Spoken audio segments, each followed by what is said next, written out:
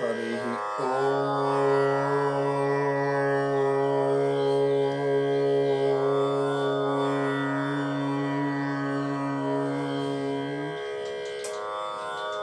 गौतमः सर्वभूतानां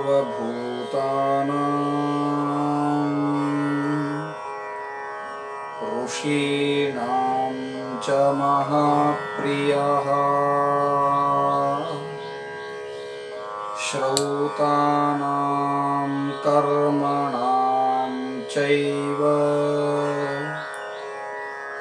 सम्प्रदायप्रवर्तकः श्री गौतमाय नमः। ಶ್ರೀ ಆಚಾರ್ಯ ಎಜುಕೇಶನ್ ಟ್ರಸ್ಟ್ ಪ್ರಸ್ತುತಪಡಿಸುವ ಭವ್ಯ ಭಾರತವನ್ನಾಗಿಸಿದ ಮಹನೀಯರ ಚರಿತ್ರೆಗಳಲ್ಲಿ ಇವತ್ತು ಮಹಾನುಭಾವರಾದ ಗೌತಮ ಋಷಿಗಳ ಚಿತ್ರಣವನ್ನು, ಅವರ ಯಶೋಗಾಥೆಯನ್ನು ತಿಳಿಯುವಂತಹ ಪ್ರಯತ್ನವನ್ನು ಮಾಡೋಣ. ಋಷಿ ಚಿಂತನೆಗೆ ಆಗಮಿಸಿದ ಸಕಲ ಸದ್ಭಕ್ತರಿಗೆಲ್ಲ ನಿಮಗೆ ಆದರದ ಸ್ವಾಗತ ಸುಸ್ವಾಗತ.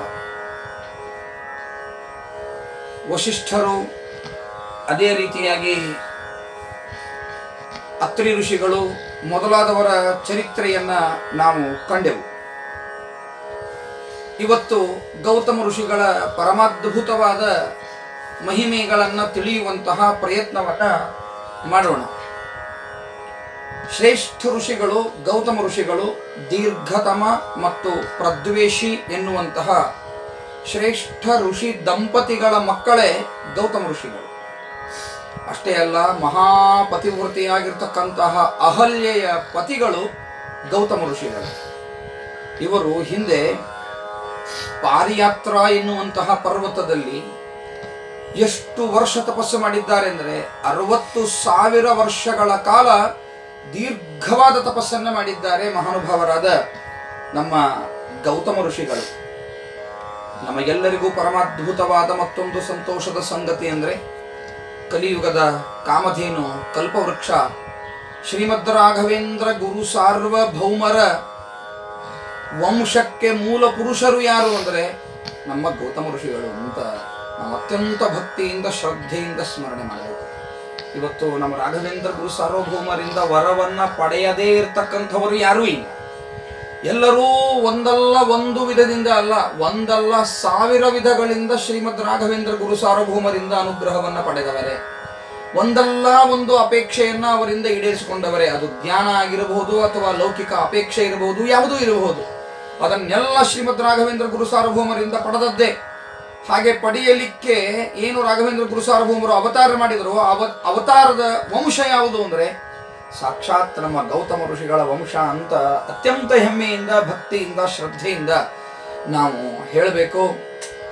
ಇಂತಹ ಗೌತಮ ಋಷಿಗಳು ಹಿಂದೆ ಚತುರ್ಮುಖ ಬ್ರಹ್ಮದೇವರು ಲೋಕ ಕಲ್ಯಾಣಕ್ಕಾಗಿ ಅಂತ ಒಂದು ದೊಡ್ಡದಾದ ಯಜ್ಞವನ್ನು ಮಾಡಿದ್ರಂತೆ. ಅವರು ಯಜ್ಞ ಮಾಡಿದ ಸ್ಥಳಕ್ಕೆ ಬ್ರಹ್ಮಗಿರಿ ಅಂತ ಕರೀತಾರೆ. ಆ ಬ್ರಹ್ಮಗಿರಿಯಲ್ಲಿ ನಾನು ವಾಸ ಮಾಡಬೇಕು ಅಂತ ಹೋದ್ರಂತೆ ಗೌತಮ ಋಷಿಗಳು. ಅಲ್ಲಿ ಭಾರೀ ತಪಸ್ಸನ್ನ ಮಾಡ್ತಾ ಇದ್ದಾರೆ. ಒಂದು ಸಂದರ್ಭದಲ್ಲಿ ದುರ್ಭಿಕ್ಷೆ ಅನ್ನೋದು ಬಂದಿದೆ.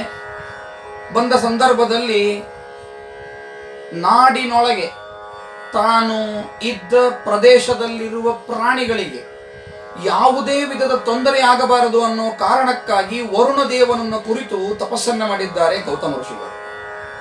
ಆ ಸಂದರ್ಭದಲ್ಲಿ ಭಾರೀ ಅವರ ತಪಸ್ಸಿಗೆ ಮೆಚ್ಚಿರತಕ್ಕಂತಹ ವರುಣ ದೇವ ಗೌತಮ ಋಷಿಗಳಿಗೆ ಬಂದು ವರ ಕೇಳಿದ, ಏನ್ ಬೇಕು ಅಂತ.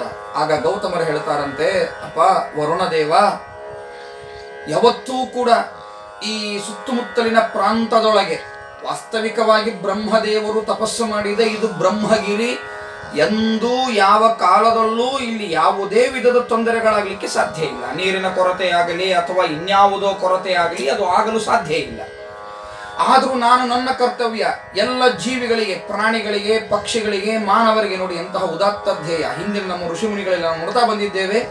ಹಿಂದಿನ ಋಷಿಮುನಿಗಳು ಯಾರೂ ಸ್ವಾರ್ಥಿಗಳಾಗಿರಲಿಲ್ಲ. ಕೇವಲ ವೈಯಕ್ತಿಕ ತಪಸ್ಸಿನ ಫಲವನ್ನ ತಮಗಾಗಿ ಇಂಥವರು ಯಾವತ್ತೂ ವಿಚಾರವನ್ನ ಮಾಡಲೇ ಇಲ್ಲ. ಆದ್ದರಿಂದಲೇ ಋಷಿಮುನಿಗಳಿಗೆ ಅಷ್ಟು ಒಂದು ಗೌರವದ ಸ್ಥಾನವನ್ನ ಎಲ್ಲರೂ ಕೂಡ ಕೊಡೋದು. ಅಂದ್ರಂತೆ ಚತುರ್ಮುಖ ಬ್ರಹ್ಮದೇವರ ತಪಸ್ಸಿನಿಂದಾಗಿಯೇ ಇಲ್ಲಿ ಬೇಕಾದಷ್ಟು ಫಲ ಇದೆ, ಇಲ್ಲ ಅಂತ ಇಲ್ಲವೇ ಇಲ್ಲ. ಆದರೂ ನನ್ನ ಕರ್ತವ್ಯ, ನಾನು ಬ್ರಾಹ್ಮಣನಾಗಿ ನನ್ನ ಕರ್ತವ್ಯ, ಸಾಕ್ಷಾತ್ ಬ್ರಹ್ಮನನ್ನ ತಿಳಿದು ಬ್ರಹ್ಮಜ್ಞಾನಿಯಾದ ಬ್ರಾಹ್ಮಣ ನಾನು. ಹುಟ್ಟಿನಿಂದ ಕೇವಲ ಬ್ರಾಹ್ಮಣರು, ಹುಟ್ಟಿನಿಂದ ಬ್ರಾಹ್ಮಣನು ಹೋದೆ, ಹುಟ್ಟಿನ ಜೊತೆಗೆ ಬ್ರಹ್ಮನನ್ನ ತಿಳಿದ ಬ್ರಾಹ್ಮಣ ನಾನು. ಆದ್ದರಿಂದಾಗಿ ಲೋಕ ಕಲ್ಯಾಣದ ಚಿಂತನೆಯನ್ನೇ ನಾನು ಯಾವತ್ತೂ ಮಾಡಬೇಕು. ಆ ಕಾರಣದಿಂದಾಗಿ ನಾನು ಇದ್ದ ಈ ನಾಡಿನೊಳಗೆ, ಆ ಬ್ರಹ್ಮಗಿರಿಯ ಪ್ರಾಂತದೊಳಗೆ ಇರ್ತಕ್ಕಂತಹ ಸಾವಿರಾರು ಪ್ರಾಣಿಗಳು, ಪಕ್ಷಿಗಳು, ನರರು ಯಾರೂ ಕೂಡ ಕಷ್ಟವನ್ನು ಅನುಭವಿಸಬಾರದು. ಹಾಗೆ ನೀನು ಅವರಿಗೆ ಆದಿ ವ್ಯಾಧಿ ಯಾವುದೂ ಬರಲಾರದಂತೆ ಉತ್ತಮವಾದ ಫಲವನ್ನ ಕೊಡುವ ಮಳೆಯನ್ನ ನೀನು ಸುರಿಸಬೇಕು ಎಂಬುದಾಗಿ ಪ್ರಾರ್ಥನೆ ಮಾಡಿದರಂತೆ. ಮೆಚ್ಚಿರತಕ್ಕಂತಹ ವರುಣದೇವ ಆಗಲಿ ಅಂತ ಹಾಗೆ ವರದಾನವನ್ನು ಮಾಡಿದ್ದಾನೆ.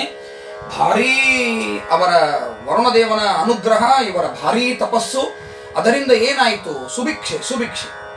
ಇಡೀ ಭಾರತದ ತುಂಬೆಲ್ಲ ದುರ್ಭಿಕ್ಷೆ, ಆದರೆ ಬ್ರಹ್ಮಗಿರಿಯಲ್ಲಿ ಮಾತ್ರ ಸುಭಿಕ್ಷೆ. ಒಳ್ಳೆ ಮಳೆ ಇದೆ, ಬೆಳೆ ಇದೆ, ಯಾವ ವಿಧದ ತೊಂದರೆಗಳೂ ಇಲ್ಲ. ಇದು ಉಳಿದೆಲ್ಲ ಋಷಿಮುನಿಗಳಿಗೆ ತಿಳಿಯಿತಂತೆ. ಭಾರಿ ಭಾರಿ ಭಾರಿ ಋಷಿಮುನಿಗಳು ಪಾಪ ತಪಸ್ಸು ಮಾಡಬೇಕು ಅಂತ ಇದ್ಕೊಂಡವರು. ಋಷಿಗಳಿಗೆ ಹೆಂಡತಿ ಮಕ್ಕಳು ಎಲ್ಲ ಇದ್ದಾರೆ. ಹಿಂದೊಂದು ಸಂದರ್ಭದಲ್ಲಿ ಹೇಳಿದ್ದನ್ನು ನೆನಪು ಮಾಡಿಕೊಳ್ಬಹುದು. ಋಷಿಗಳ ಚಿಂತನೆ ಪ್ರಾರಂಭ ಮಾಡುವ ಮೊದಲು ಋಷಿಗಳ ಬಗ್ಗೆ ನಾನು ನಿರೂಪಣೆಯನ್ನು ಕೊಟ್ಟಾಗ ತಾವೆಲ್ಲ ಕೇಳಿದ್ದೀರಿ. ಋಷಿಗಳು ಬೇರೆ, ಸನ್ಯಾಸಿಗಳು ಬೇರೆ. ಋಷಿಗಳಿಗೆಲ್ಲ ಹೆಂಡತಿ ಮಕ್ಕಳು ಇರ್ತಾರೆ ಅಂತ ಕೇಳೋದು ಬೇಡ. ಋಷಿಗಳಿಗೆ ಹೆಂಡತಿ ಮಕ್ಕಳು ಇರ್ತಾರೆ, ಋಷಿಗಳು ಬೇರೆ, ಸನ್ಯಾಸಿಗಳು ಬೇರೆ. ಸನ್ಯಾಸಿಗಳಿಗೆ ಹೆಂಡತಿ ಮಕ್ಕಳು ಅಂತ ಇರುವುದಿಲ್ಲ. ಹೆಂಡತಿ ಮಕ್ಕಳು ಇದ್ದವರು ಆ ಪೂರ್ವಾಶ್ರಮವನ್ನು ಬಿಟ್ಟು ಸನ್ಯಾಸ ಸ್ವೀಕಾರ ಮಾಡಿದ ಮೇಲೆ ಹೆಂಡತಿ ಮಕ್ಕಳು ಇರುವುದಿಲ್ಲ. ಅವರು ಸನ್ಯಾಸ ಸ್ವೀಕಾರ ಮಾಡುವ ಮೊದಲು ಅವರಿಗೂ ಕೂಡ ಹೆಂಡತಿ ಮಕ್ಕಳು ಇರಬಹುದು, ಇರಲೇಬೇಕು ಅಂತಲ್ಲ, ಇರಬಹುದು. ಆದರೆ ಋಷಿಗಳಿಗೆ ಮಾತ್ರ ಅವರು ಋಷಿಗಳಾಗಿರುವಾಗಲೇ ಅವರಿಗೇನಿರ್ತಾರೆ? ಹೆಂಡತಿ ಮಕ್ಕಳು ಇರುತ್ತಾರೆ. ಹೀಗಾಗಿ ಅನೇಕ ಜನ ಋಷಿಗಳು, ಅವರ ಹೆಂಡರು, ಅವರ ಮಕ್ಕಳು, ಅವರ ಶಿಷ್ಯರು, ಹೀಗೆ ಲಕ್ಷಾನುಗಟ್ಟಲೆ ಜನಗಳಿದ್ದಾರೆ. ಭೀಕರ ಪರಿಸ್ಥಿತಿ. ಅದು ಶಿವಪುರಾಣದೊಳಗೆ, ಬ್ರಹ್ಮ ಪುರಾಣದೊಳಗೆ ಈ ವಿಷಯಗಳನ್ನ ಬಹಳ ಮನಸ್ಸಿಗೆ ಮುಟ್ಟುವಂತೆ ವಿಷಯವನ್ನ ಬರೆದಿದ್ದಾರೆ. ಎಂತಹ ಭೀಕರ ಬರಗಾಲ ಅಂದ್ರೆ, ಇವತ್ತಿಂದೇ ಭಾರಿ ಭೀಕರ ಬರಗಾಲ ಅಂತ ತಿಳ್ಕೊಂಡಿದ್ದೇವೆ ನಾವು. ಆ ಕಥೆಯನ್ನ ಕೇಳಿದರೆ ಎಂತಹ ಬರಗಾಲ ಅಂತ ಗೊತ್ತಾಗ್ತದೆ. ಎಷ್ಟೋ ಪ್ರಾಣಿಗಳು ದಿಕ್ಕೆಟ್ಟು ಓಡಿ ಹೋಗಿದ್ರಂತೆ. ಈ ಪ್ರದೇಶವೇ ಬೇಡ ಅಂತ ದಿಕ್ಕೆಟ್ಟು ಓಡಿ ಹೋಗಿದ್ವಂತೆ ಪ್ರಾಣಿಗಳು. ಹಸಿವೆಯಿಂದ, ನೀರಡಿಕೆಯಿಂದ ಎಷ್ಟೋ ಪ್ರಾಣಿಗಳು ಸತ್ತಿದ್ವಂತೆ. ಮಾನವರು ಕೂಡ ಎಲಬಿನ ಹಂದ್ರ ಅಂತಾರಲ್ಲ, ಹಾಗಾಗಿದ್ರಂತೆ. ಎಲಬ ಬಿಟ್ರೆ, ಅಸ್ಥಿ ಬಿಟ್ರೆ ಇನ್ನೇನೇನೇನೇನು ಇಲ್ಲ. ಆ ಮಟ್ಟದೊಳಗೆ ಭೀಕರ ಬರಗಾಲ ಬಂದಿದೆ. ಸ್ನಾನ ಮಾಡಲಿಕ್ಕೂ ನೀರಿಲ್ಲ, ಕುಡಿಲಿಕ್ಕೂ ನೀರಿಲ್ಲ. ಆದರೆ ಋಷಿಮುನಿಗಳು ಅವರು ಸ್ನಾನ ಮಾಡಲಾರದೆ, ತಮ್ಮ ಜಪತಪಾನುಷ್ಠಾನಗಳನ್ನು ಮಾಡಲಾರದೆ ಬದುಕುವವರಲ್ಲ. ಹಾಗಾದರೆ ಎಲ್ಲಿ ನೀರಿದೆ ಅಂತ ವಿಚಾರ ಮಾಡಿದ್ರಂತೆ. ಆಗ ಗೌತಮ ಋಷಿಗಳು ಹೀಗೆ ದೀರ್ಘವಾದ ತಪಸ್ಸನ್ನ ಮಾಡಿ ವರುಣದೇವರಿಂದ ವರವನ್ನ ಪಡೆದಿದ್ದಾರೆ. ಆ ಪ್ರದೇಶ ನಮಗೆ ಸೂಕ್ತವಾದದ್ದು, ನಾವು ಅಲ್ಲಿಗೆ ಹೋಗೋಣ ಅಂದ್ರಂತೆ. ಸಾವಿರಾರು ಋಷಿಮುನಿಗಳು ಬಂದಿದ್ದಾರೆ ಗೌತಮರ ಆಶ್ರಮಕ್ಕೆ. ಗೌತಮರು ನೋಡಿದರು, ನಮ್ಮ ಮನೆಯಲ್ಲಿ ಒಂದೇನಾದರೂ ಕಾರ್ಯಕ್ರಮ ಮಾಡಿರ್ತೇವೆ, ಮಾಡಿದಾಗ 10-20 ಜನರಿಗೆ ಊಟಕ್ಕೆ ಹೇಳಿರ್ತೇವೆ ಅಂತ ಅನ್ಕೊಳ್ಳಿ. ಇನ್ನೊಂದು 10-20 ಜನ ಎಕ್ಸ್ಟ್ರಾ ಬಂದ್ರೆ ಮಾಡಿದ್ದ ಅಡಿಗೆನೇ 20 ಮಂದಿಗೆ, 20 ಜನ ಎಕ್ಸ್ಟ್ರಾ ಬಂದಾಗ, 40 ಜನ ಬಂದಾಗ ನಮ್ಮ ಮನಸ್ಸಿನೊಳಗೆ ಏನು ಭಾವನೆ ಬರುತ್ತದೆ? ಅಪ್ಪ ಯಾಕಾದ್ರೂ ಬಂದ್ರು ಇವರು ಅಂತ ಬರುತ್ತದೆ. ಅಡಿಗೆ ಮಾಡಬೇಕು, ಏನು ಮಾಡಬೇಕು, ನೀರಿನ ವ್ಯವಸ್ಥೆ ಏನು? ಒಮ್ಮೆ ಹೆಚ್ಚು ಜನ ಬಂದ್ಬಿಟ್ರೆ ಏನು ಮಾಡೋದು? ಈ ಮದುವೆ ಸಂದರ್ಭಗಳಲ್ಲಿ ಹೆಚ್ಚು ಈ ಅನುಭವವನ್ನು ನೋಡ್ತೇವೆ. ಬೀಗರು ಇಷ್ಟು ಜನ ಬರ್ತೇವೆ ಅಂತ ಹೇಳಿರ್ತಾರೆ, ಹೆಚ್ಚು ಜನ ಬಂದುಬಿಟ್ರು ಅಂದರೆ ಅವರಿಗೆ ಇರಲಿಕ್ಕೆ ವ್ಯವಸ್ಥೆ, ಸ್ನಾನದ ವ್ಯವಸ್ಥೆ, ಕುಡಿಲಿಕ್ಕೆ ನೀರಿನ ವ್ಯವಸ್ಥೆ, ಅಡಿಗೆ ಊಟದ ವ್ಯವಸ್ಥೆ ಎಲ್ಲವನ್ನೂ ವ್ಯವಸ್ಥೆ ಮಾಡಬೇಕಾದ್ರೆ ಎಷ್ಟು ತೊಂದರೆಯನ್ನು ಅನುಭವಿಸ್ತೇವೆ ಅಂತ ಅನ್ನೋದನ್ನ ಬಹಳ ಅನುಭವವನ್ನು ನೀವು ಎಲ್ಲರೂ ಕೂಡ ಅನುಭವಿಸಿದ್ದೇವೆ. ಆದರೆ ನೋಡ್ರಿ, ಗೌತಮ ಋಷಿಗಳ ಒಂದು ವಿಶಿಷ್ಟವಾಗಿರ್ತಕ್ಕಂತಹ ಬುದ್ಧಿ, ಅವರ ಕಾಳಜಿ, ಅವರ ಕರುಣಾ ಹೃದಯ, ಅವರು ಭಗವಂತನ ಪೂಜೆ ಮಾಡುವ ವಿಧಾನ ಎಷ್ಟು ಪರಮಾದ್ಭುತವಾದದ್ದು ಅಂದರೆ, ಬಂದಿರತಕ್ಕಂತಹ ಸಾವಿರಾರು ಜನ ಋಷಿ ಮುನಿಗಳನ್ನ, ಅವರ ಮಕ್ಕಳನ್ನ ನೋಡಿದ ಗೌತಮರಿಗೆ ಪರಮಾನಂದವಾಗಿದೆ. ಪರಮಾನಂದವಾಗಿ ಬನ್ನಿ ಅಂತ ಸ್ವಾಗತ ಮಾಡಿದರಂತೆ. ಆಗ ಋಷಿಮುನಿಗಳು ಹೇಳಿದರು, ನಾವು ಬಂದದ್ದು ಅದಕ್ಕಿದಕ್ಕೆ ಅಂತ ಬಂದದ್ದಲ್ಲ. ನಮ್ಮ ಎಲ್ಲ ಇಡೀ ಭಾರತದ ತುಂಬೆಲ್ಲ ಭೀಕರ ಬರಗಾಲ ಬಂದು ಹೋಗಿದೆ, ಏನ್ ಮಾಡಬೇಕು ಅಂತ ತಿಳಿತಾ ಇಲ್ಲ. ಆದರೆ ನಿಮ್ಮ ಆಶ್ರಮದಲ್ಲಿ, ಬ್ರಹ್ಮಗಿರಿಯ ನಿಮ್ಮ ಆಶ್ರಮದಲ್ಲಿ ಮಾತ್ರ ಯಾವುದೇ ವಿಧದ ತೊಂದರೆ ಇಲ್ಲ ಅಂತ ನಾವು ಕೇಳಿದ್ದೇವೆ. ಅದಕ್ಕೋಸ್ಕರ ನಾವು ಇಲ್ಲಿ ಸಾಧನೆ ಮಾಡಲಿಕ್ಕೆ ಅಂತ ಬಂದಿದ್ದೇವೆ ಅಂದರಂತೆ. ಇನ್ನಷ್ಟು ಆನಂದ ಗೌತಮ ಋಷಿಗಳಿಗೆ. ಅಪ್ಪ, ಸುಖದೊಳಗಿರುವಾಗ ಒಬ್ಬರಿಗೆ ಏನಾದರೂ ದಾನ ಕೊಟ್ಟರೆ ಬಹಳ ಪುಣ್ಯ ಇದೆ. ಅನ್ನದಾನಂ ಪರಂ ದಾನಂ ವಿದ್ಯಾದಾನಂ ಮತಃಪರಂ. ಹಸ್ಕೊಂಡು ಬಂದವನು ಜಾತಿ ಧರ್ಮ ಅಂತ ನೋಡಬೇಡಿ. ಯಾರು ಹಸ್ಕೊಂಡು ಬಂದಿದ್ದಾನೆ, ಹಸ್ಕೊಂಡು ಬಂದವನಿಗೆ ಅನ್ನ ಕೊಡಿ. ಮಹಾಪುಣ್ಯ, ಅದು ಮಹಾಪುಣ್ಯ. ಅಲ್ಲಿ ಜಾತಿ ಧರ್ಮಗಳನ್ನು ನೋಡಬೇಡಿ. ಯಾರು ಹಸ್ಕೊಂಡು ಬಂದಿದ್ದಾನೆ, ಯಾರು ನೀರಡಿಕೆಯಿಂದ ಬಂದಿದ್ದಾನೆ ಅವರಿಗೆ ನೀರು ಕೊಡಿ. ಯಾರು ಹಸ್ಕೊಂಡು ಬಂದಿದ್ದಾರೆ ಅವರಿಗೆ ಅನ್ನವನ್ನ ಕೊಡಿ. ಬಹಳ ಪುಣ್ಯ ಅದು. ವಿದ್ಯಾದಾನ ಮಾಡೋದೇನಿದೆ ಅದು ಸರ್ವಶ್ರೇಷ್ಠವಾದದ್ದು. ಹೊಟ್ಟೆ ತುಂಬಿದವನಿಗೇನೆ ಒಂದು ದಿವಸ ಮನೆಗೆ ಹಬ್ಬನೋ ಅಥವಾ ಹರಿದಿನನೋ ಅಥವಾ ಶ್ರಾದ್ದನೋ ಅಥವಾ ಪಕ್ಷನೋ ಅಥವಾ ಇನ್ಯಾವುದೋ ಒಂದು ಕಾರ್ಯಕ್ರಮವೋ ಬನ್ನಿ ಅಂತ ಕರೆದು ಅವರಿಗೆ ಊಟಕ್ಕೆ ಹಾಕಿದ್ರೇನೆ ಮಹಾಪುಣ್ಯ ಅಂತ ಇರುವಾಗ, ಕಷ್ಟದೊಳಗಿದ್ದಾಗ, ದೇಶ ಕಷ್ಟದೊಳಗಿದ್ದಾಗ ಒಳ್ಳೆ ತೇಜಸ್ವಿಗಳಾದ ಇಂತಹ ಶ್ರೇಷ್ಠ ಬ್ರಹ್ಮಜ್ಞಾನಿಗಳು ಪಾಪ ಕಷ್ಟದೊಳಗಿರುವಾಗ ಅವರಿಗೆ ಊಟಕ್ಕೆ ಹಾಕಿದ್ರೆ ಎಷ್ಟು ಪುಣ್ಯ, ಬಹಳ ಪುಣ್ಯ ಅಂತ ಯೋಚನೆಯನ್ನ ಮಾಡಿ ಗೌತಮರು ಹೇಳಿದ್ರಂತೆ. ಬಹಳ ಸಂತೋಷ, ನೀವು ನಮ್ಮ ಆಶ್ರಮದೊಳಗೆ ಇರಬೇಕು. ಇನ್ನೂ ಏನಾದರೂ ನಿಮ್ಮ ಮಕ್ಕಳು ಶಿಷ್ಯರು ಬೇರೆ ಬೇರೆ ಕಡೆಗೆ ಎಲ್ಲೆಲ್ಲಿ ನೀರು ಇರ್ತದೆ ಅಂತ ಹೋಗಿರ್ತಾರೋ ಹಾಗಿದ್ರೆ ಅವರನ್ನೂ ಕರೆಯಿಸಿರಿ ಎಂದ್ರಂತೆ. ನೋಡಿ ಎಷ್ಟು ಔದಾರ್ಯ ಅವರದು. ಎಲ್ಲರನ್ನೂ ಕರೆಯಿಸಿ ಇಲ್ಲಿ ಸಂತೋಷದಿಂದ ಇರಿ ಎಂದಿದ್ದಾರೆ. ಎಲ್ಲ ಆ ಬ್ರಹ್ಮಗಿರಿಯ ಇನ್ನೂ ಬೇರೆ ಬೇರೆ ಕಡೆಗೆ ಇರತಕ್ಕಂತಹ ಒಣ ಪ್ರದೇಶಗಳೇನದನೋ ಅದನ್ನೆಲ್ಲ ಹೊಲವನ್ನಾಗಿ ಪರಿವರ್ತನೆ ಮಾಡಿಸಿದ್ರಂತೆ. ಮಾಡಿಸಿ ತಾವು ತಪಸ್ಸೂ ಮಾಡಬೇಕು, ತಪಸ್ಸಿನ ಜೊತೆಗೆ ವೈಯಕ್ತಿಕವಾಗಿರ್ತಕ್ಕಂಥ ಕರ್ಮಾಚರಣೆಗಳನ್ನೂ ಮಾಡಬೇಕು. ಬಂದಿರತಕ್ಕಂತಹ ಈ ಸಾವಿರಾರು ಜನ ಪಾಪ ಬಂದ ಭಕ್ತರಿಗೆ ಪ್ರತಿನಿತ್ಯದೊಳಗೂ ಕೂಡ ಸುಗ್ರಾಸ ಭೋಜನವನ್ನ ಹಾಕಿಸಬೇಕು. ಜೊತೆಗೆ ಪ್ರಾಣಿಗಳನ್ನ ರಕ್ಷಣೆ ಮಾಡಬೇಕಂತೆ. ಜೊತೆಗೆ ಗೌತಮ ಋಷಿಗಳು ಹೊಲವನ್ನ ತಾವೇ ಕಾಯ್ತಾ ಇದ್ರಂತೆ. ನೋಡಿ ಎಷ್ಟು ವಿಚಿತ್ರವಾದದ್ದು ಇದು. ಆಳುಗಳನ್ನ ಇಟ್ಟು ಕೆಲಸ ಮಾಡಿಸಲಿಲ್ಲ.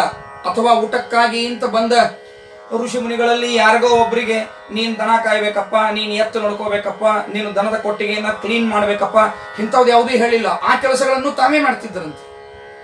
ಹಿಂದೆ ಕೆಲವರು ಹಿರಿಯರ ಕಥೆಗಳನ್ನ ಕೇಳುತ್ತೇವೆ. ವಾರದ ಮನೆಗೆ ಅಂತ ಹೋಗ್ತಿದ್ರು. ಆಗ ಪಾಪ ಬಡವರು, ಮನೆಯಲ್ಲಿ ಊಟಕ್ಕೆ ವ್ಯವಸ್ಥೆ ಇಲ್ಲದೆ ಇದ್ದವರು ಅಥವಾ ಕಲಿಯಲು ಬೇರೆ ಪ್ರದೇಶಗಳಿಗೆ ಅಂತ ಹೋದಾಗ, ಈಗಿನ ಗತೆ ಹಾಸ್ಟೆಲು ಇವೆಲ್ಲ ವ್ಯವಸ್ಥೆಗಳು ಇರದೇ ಇದ್ದ ಸಂದರ್ಭಗಳಲ್ಲಿ ವಾರದ ಮನೆಗೆ ಅಂತ ಹೋಗ್ತಿದ್ರು. ಅಲ್ಲಿ ಒಂದು ವಾರ, ಸೋಮವಾರ ಇವರ ಮನೆ, ಮಂಗಳವಾರ ಮತ್ತೊಬ್ಬರ ಮನೆ, ಬುಧವಾರ ಮತ್ತೊಬ್ಬರ ಮನೆ, ಹೀಗೆ ವ್ಯವಸ್ಥೆಯನ್ನು ಮಾಡ್ಕೊಂಡಿರ್ತಿದ್ರು. ಹಾಗೆ ಮಾಡ್ಕೊಂಡಾಗ ಇವರು ಯಾರು ಊಟಕ್ಕೆ ಅಂತ ಹೋಗ್ತಾರೋ ಹೋಗಿರ್ತಕ್ಕಂಥವರಿಗೆ ಏನಾದರೂ ಒಂದು ಕೆಲಸ ಹೇಳಿ ಅವ್ರ ಕಡೆಯಿಂದ ಕೆಲಸ ಮಾಡಿಸಿ ಊಟಕ್ಕೆ ಹಾಕ್ತಿದ್ರಂತೆ ಕೆಲವರು. ಇನ್ನು ಕೆಲವರು ಗೌರವದಿಂದ ಅವರಿಗೆ ಊಟಕ್ಕೆ ಹಾಕಿ ವಿದ್ಯಾಭ್ಯಾಸಕ್ಕೆ ಅನುಕೂಲ ಮಾಡ್ತಿದ್ರು ಅಂತ ನಮ್ಮ ಹಿರಿಯರ ಕಥೆಗಳನ್ನ ಕೇಳ್ತೇವೆ ನಾವು. ಹೀಗೆ ವಾರದ ಮನೆಗೆ ಹೋಗಿರ್ತಕ್ಕಂತಹ ಹಿರಿಯರೇನಿದ್ದಾರೋ ಅಂಥವರು ತಮ್ಮ ಕಥೆಗಳನ್ನು ಹೇಳುವಾಗ ಅನುಭವವನ್ನು ಹೇಳ್ತಾ ಇರ್ತಾರೆ. ಆದರೆ ಗೌತಮ ಋಷಿಗಳು ನೋಡಿ, ಯಾರು ಬಂದ ಈ ಋಷಿಮುನಿಗಳಿಗೆ, ಭಕ್ತರಿಗೆ ಯಾರಿಗೂ ಕೂಡ ಒಂದು ಕೆಲಸವನ್ನು ಹೇಳದೆ ಸ್ವತಃ ತಾವೇ ಎಲ್ಲ ಕೆಲಸಗಳನ್ನ ಮಾಡಿ ಊಟಕ್ಕೆ ಹಾಕ್ತಿದ್ರಂತೆ. ಅಹಲ್ಯೆಯೂ ಕೂಡ ಅಷ್ಟೇ ಉತ್ತಮ ರೀತಿಯಲ್ಲಿ ಬಂದ ಅತಿಥಿಗಳ ಸೇವೆಯನ್ನ ಮಾಡಿದ್ಲು. ಹೀಗೆ ಒಂದೇ ದಿವಸ ಎರಡೇ ದಿವಸ ಮಾಡಿದ್ಲು ಅಂತ ತಿಳಿಬೇಡಿ. 12 ವರ್ಷಗಳ ಕಾಲ ಈ ಭೀಕರ ಬರಗಾಲದಲ್ಲಿ ಎಲ್ಲರೂ ಗೌತಮ ಋಷಿಗಳಿಂದ ಒಳ್ಳೆ ಸುಭಿಕ್ಷೆಯೊಳಗಿದ್ದಾರೆ.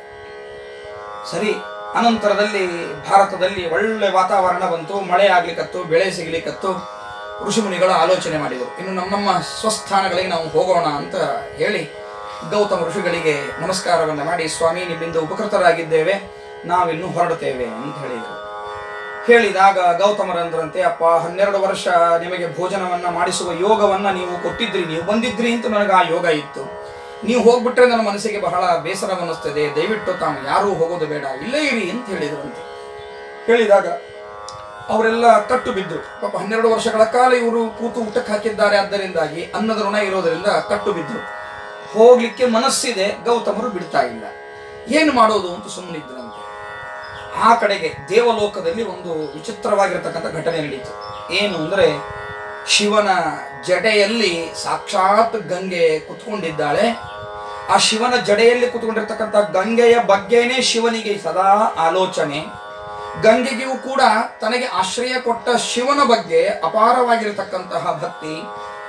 ಈ ಅನುರಾಗ ಗಂಗೆ ಮತ್ತು ಶಿವರಲ್ಲಿ ಇರ್ತಕ್ಕಂತಹ ಪರಸ್ಪರ ಅನುರಾಗವನ್ನ ಪಾರ್ವತಿ ಗಮನಿಸಿದ್ಲಂತೆ. ಪಾರ್ವತಿ ಗಮನಿಸಿ ಒಂದು ದಿವಸ ಏನ್ ಮಾಡಿದ್ಲು ನೋಡ್ರಿ, ಎಷ್ಟು ಲೋಕ ವಿಡಂಬನೆಯನ್ನ ಮಾಡ್ತಾರೆ ದೇವತೆಗಳು. ಪಾರ್ವತಿ ಮಹಾತಾಯಿಗೆ ಗೊತ್ತಿಲ್ಲೇನೋ, ಗೊತ್ತಿದೆ. ಆದರೆ ಜಗತ್ತಿನೊಳಗೆ ಗೌತಮ ಋಷಿಗಳ ಮಹತ್ವ ಎಷ್ಟು ಅಂತ ಗೊತ್ತಾಗಲಿಕ್ಕಾಗಿ ಆ ಪಾರ್ವತಿ ದೇವಿ ಒಂದು ವಿಚಿತ್ರವಾದ ಘಟನೆಯನ್ನು ಸೃಷ್ಟಿ ಮಾಡ್ತಾಳೆ. ತನ್ನ ಮಗನಾಗಿರ್ತಕ್ಕಂತಹ ಗಣಪತಿ, ಷಣ್ಮುಖ, ಜಯ ಎನ್ನುವ 3 ಜನರನ್ನ ಕರೆದ್ಲಂತೆ. ಜಯ ಎನ್ನುವಳು ಹೆಣ್ಣು ಮಗಳು, ಮತ್ತೆ ಗಣಪತಿ, ಷಣ್ಮುಖ ಗಂಡು ಮಕ್ಕಳು. ಇವರನ್ನ ಕರೆದಿದ್ದಾಳೆ ಪಾರ್ವತಿ ದೇವಿ. ಕರೆದು ಹೇಳಿದ್ಲಂತೆ, ಅಪ್ಪ, ಯಾಕೋ ನನ್ನ ಗಂಡ ಗಂಗೆಯತ್ತ ಚಿತ್ತವನ್ನ ಕೊಟ್ಟಿದ್ದಾನೆ, ಗಂಗೆಯೂ ಕೂಡ ಶಿವನತ್ತನೇ ಚಿತ್ತವನ್ನ ಇಟ್ಟಿದ್ದಾಳೆ. ಸ್ವಲ್ಪ ಈ ಚಿತ್ತ ಅಲ್ಲಾಡಿಸಬೇಕು, ಹೇಗಾದರೂ ಮಾಡಿ ಗಂಗೆಯನ್ನ ಶಿವನ ಜಡೆಯಿಂದ ಕೆಳಗಿಳಿಸಬೇಕು ಅಂತ ಹೇಳಿದ್ಲಂತೆ. ಮಹಾಚತುರ ಗಣಪತಿ. ಇಂತಹ ಕೆಲಸಗಳನ್ನ ಬಹಳ ದೇವತೆಗಳು ಇಂತಹ ಕಾರ್ಯಗಳನ್ನ ಗಣಪತಿಯಿಂದ ಬಹಳ ಮಾಡಿಸಿದ್ದಾರೆ. ಗಣಪತಿ ಬಹಳ ಬುದ್ಧಿವಂತ, ಬಹಳ ಚತುರ, ಬಹಳ ಪ್ರಜ್ಞ. ಗಣಪತಿ ಅನ್ನಂತೆ, ಅಮ್ಮ ನೀನೇನೂ ಯೋಚನೆ ಮಾಡಬೇಡ, ನಾನೆಲ್ಲ ವ್ಯವಸ್ಥೆ ಮಾಡ್ತೇನೆ ಅಂತ ಹೇಳಿದ. ಈ ಕಡೆಗೆ ಒಂದ್ಸಾರಿ ತಳಗಡೆ, ಇದು ಮೇಲ್ಗಡೆ ನಡೆದ ಘಟನೆ. ದೇವಲೋಕದಲ್ಲಿ, ಇತ್ತ ಭೂಲೋಕದಲ್ಲಿ ಮತ್ತೊಂದು ಘಟನೆ ನಡೆದಿದೆ. ಅಹಲ್ಯೆ, ಋಷಿ ಪತ್ನಿಯರು ಎಲ್ಲರೂ ನದಿಗೆ ಸ್ನಾನಕ್ಕೆ ಅಂತ ಹೋಗಿದ್ದಾರೆ. ಹೋದ ಸಂದರ್ಭದಲ್ಲಿ ನೀರಿಗಾಗಿ ಅಂತ ಏನೋ ಸ್ವಲ್ಪ ವೈಮನಸ್ಸುಂಟಾಗಿದೆ. ಉಳಿದ ಋಷಿಮುನಿಗಳ ಪತ್ನಿಯರೇನಿದ್ದಾರೋ, ಋಷಿಮುನಿ ಪತ್ನಿಯರೆಲ್ಲರೂ ಕೂಡ ಬಂದು ತಮ್ಮ ಗಂಡಂದರಿ ಎದುರಿಗೆ ಇದ್ದ ಘಟನೆಯನ್ನ ಹೇಳಲಿಲ್ಲ, ವಿರುದ್ಧವಾಗಿ ಹೇಳಿದರಂತೆ. ಅಹಲ್ಯೆಯ ಬಗ್ಗೆ ತಪ್ಪಾಗಿ ಚಾಡಿ ಹೇಳಿದರಂತೆ. ಅವಳಿಗೆ ತನ್ನ ಸೌಂದರ್ಯದ ಬಗ್ಗೆ ಅಹಂಕಾರ ಇದೆ. ಅಷ್ಟೇ ಅಲ್ಲದೆ, ನಾವು ಇಷ್ಟು ದಿವಸ ಅವರ ಮನೆಯಲ್ಲಿ ಇದ್ದು ಊಟ ಮಾಡಿದ್ದಕ್ಕಾಗಿ ವಕ್ರದೃಷ್ಟಿಯಿಂದ ಅವಳು ನಮ್ಮನ್ನು ನೋಡ್ತಾ ಇದ್ದಾಳೆ. ಸುಳ್ಳೆ, ಪಾಪ, ಹಾಗಿರ್ಲೇ ಇಲ್ಲ ಅವಳು. ಪುರಾಣ ಸ್ಪಷ್ಟವಾಗಿ ಹೇಳುತ್ತದೆ, 2 ಪುರಾಣಗಳಲ್ಲಿ ಸ್ಪಷ್ಟವಾಗಿ ಹೇಳುತ್ತದೆ.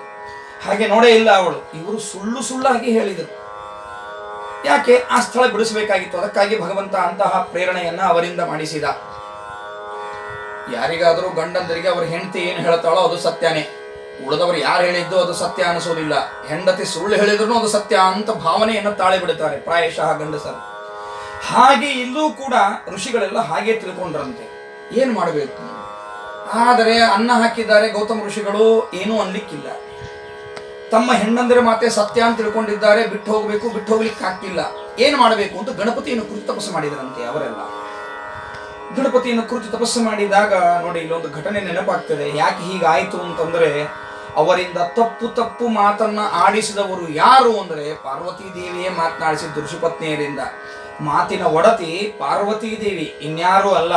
ಉಮಾ ವೈವಾಕ ಸಮುದ್ದಿಷ್ಟ ಮನೋರುದ್ರ ಉದಾಹೃತಃ ಸ್ಪಷ್ಟವಾಗಿ ಹೇಳುತ್ತದೆ. ಇದನ್ನು ಚಿಂತನೆ ಮಾಡಬೇಕು ಅಂತ ಹೇಳ್ತಾರೆ ಶ್ರೀಮದಾಚಾರ್ಯರು.